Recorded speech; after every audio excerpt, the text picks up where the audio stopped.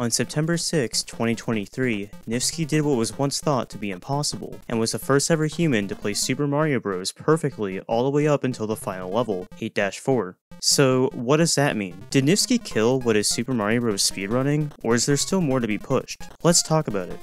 With Super Mario Bros. Being one of the most iconic games of all time, it has led to people repeatedly coming back to explore it over the years, with the biggest question by far being, how fast can you beat the entire game? Using warp zones that skip a majority of the game, it's surprisingly easy to beat the game in under 5 minutes. But what about past that? If you're clicking on this video and you somehow haven't seen any others before, I'll quickly explain to you how time save in this game works. Time save and time loss in this game works on a frame rule system. Instead of losing or saving a random amount of frames in each level, time works in increments of 21 frames, or 0.35 seconds. This happens because at the end of each level, the game checks to see if you finished only every 21 frames, instead of constantly doing it every single frame. This means, for example, that you could lose, say, 5 frames at an individual level, but if it's still within the same 21 frame increment, you won't actually lose any time due to the next level loading at the exact same time either way. Many people like to use the analogy of frame rules being like bus stops. I should also note that in the final level, 8-4, every single frame does count, due to the fact that there is no next level to load afterwards.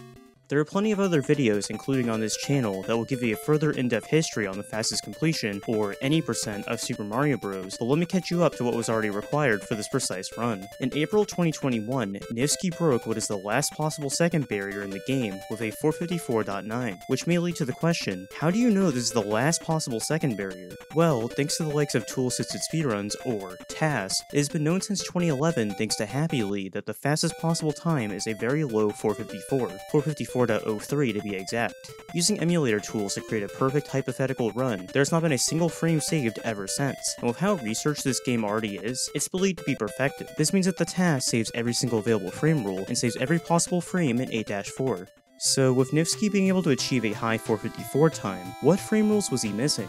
Well, he was only missing one single frame rule, and that was in 4-2. The intended way to access the warp zone in this level is via a vine hidden in a block, but for a very long time it has been known to be accessible without it. By manipulating Mario's screen position via brushing up against walls, it is possible to wrong warp, and use the pipe to enter the warp zone. This allows you to skip the entire climbing animation of the vine, and immediately spawns you in the warp room. This wrong warp has been reworked and optimized over the years, with 4-2 having a heavy history of its own, but for the sake of the record at hand today, Nifsky went for a strategy dubbed Blaze It that involves clipping through the wall to manipulate the screen position instead. While originally players were going for a 2-bump method named Fast 4-2, this new Blaze It clip proved to be more consistent for top players grinding any percent speedruns. With this trick being introduced when the world record was in the 456 territory, this Blaze It method has become a standard frame rule save in top level runs, but this is far from the end.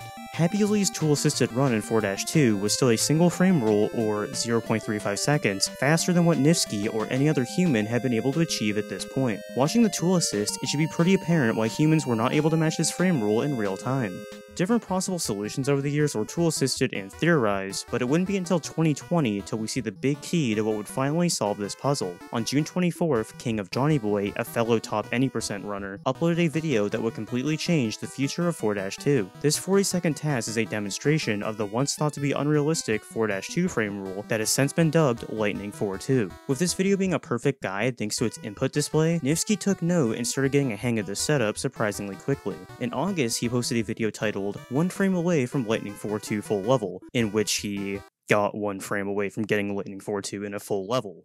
I think that's pretty self-explanatory. But seriously, the only reason why this wasn't fast enough was due to the missing 1 frame in the warp zone room. This wasn't even the first time he had a really close attempt, with an unlisted video showing another near attempt. Oh yeah, I should also make you aware, Nifsky was not on top yet at this point, with improving 4-2 very much not being a priority for the next world record. While that was the case, looking at his YouTube, Nifsky was a machine that practically grinded everything Super Mario Bros. Related. In fact, he was already capable of getting the record himself based on his individual level performance, and even took the record in the lost levels. But anyways, back to 4-2. While it may have taken many months, there's some good news. In the new year, on January 30th, Nifsky was grinding this new Lightning 4-2 strategy live on stream, and after a ton of searching, speculating, and then finally attempting, the thought to be impossible happened. Yes! Yes! Yes! Oh my god!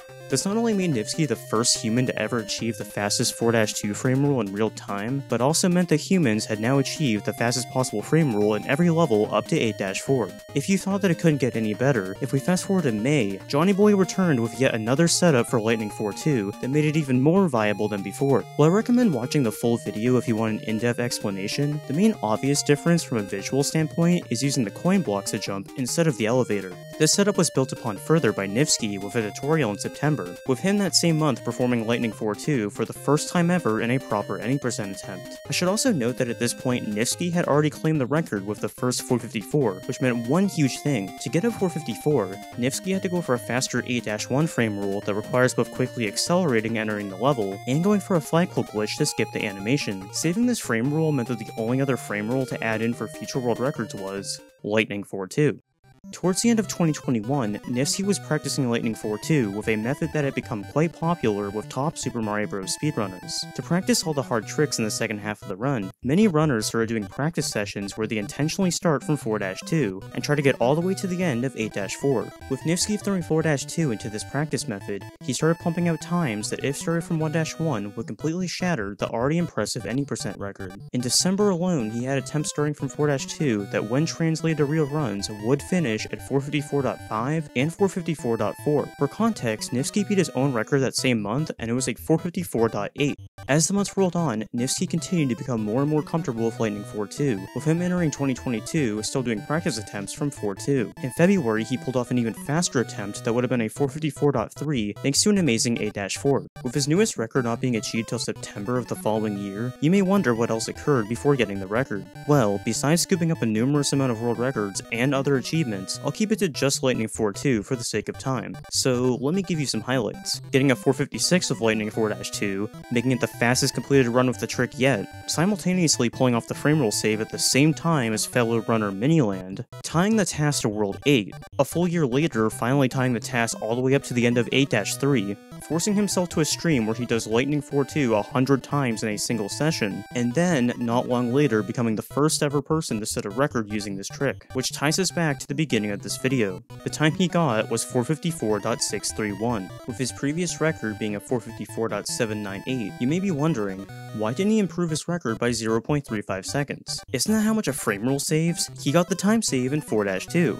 Well, like briefly mentioned earlier, the frame rule system isn't at play in 8-4, due to it being the final level. With every single frame counting, Nivsky decided to play the last level safer in this run, due to him having a full frame rule of time save to work with. The most obvious difference visually is at the beginning of different rooms. When starting a room, you can perform what is a fast excel and accelerate quicker than normal by facing backwards. The trick can vary depending on execution, but can save you up to 5 frames when done. You can see Nivsky execute this a handful of times in his previous record, while only going for it once in his new one. What this means is that while he may have been neck and neck with the perfected task entering 8-4, he very much lost a handful of frames in the final stage. With the perfect task being a 454.03, that's over half a second gap between that and Nivsky's record. Except that's not really what you should be comparing. In the water room of 8-4, the task uses simultaneous left plus right inputs to squeeze out more frames. With this not being possible without modifying controls, left plus right inputs are banned for real-time runs. So that leads us to using the fastest task using valid inputs. Moving to this, the time goes up to a 454.265, a bit closer to Nivsky, but still a decent gap. So, are Super Mario Bros. Speedruns dead? No. While the any percent speedrun category is closer than ever to being destroyed, there are still 22 frames, or 0.366 seconds in 8-4 to go until the perfect human theory task is perfectly tied. Nivsky says his next goal whenever he returns to this run will be a 454.5 or .4, with him having long-term plans to push it even further past that. Remember, back in 2022, he had a practice attempt starting from 4-2 that if it was a full run, would have been a 454.3 or 454.382 to be exact. It is important to note that both Nivsky and Lokuki have executed the fastest possible 8-4 time in an individual level segment, so we do already know that it is theoretically possible in a full segment attempt. Stepping away from Nivsky, it's not like he's the only one that could push this run. While he very much has been the leading force and continues to be so, who knows who else may compete for his throne someday. There are at least 4 other people with a 454 time already, with many more having potential to join that club any day. Super Mario Bros. Any Percent is a constantly evolving category that is getting closer and closer to being destroyed in the eventual future, but until then, it is a war to see how many more frames can be squeezed out of 8-4, and who is capable of doing that after executing every other level perfectly in a run. Thanks for watching.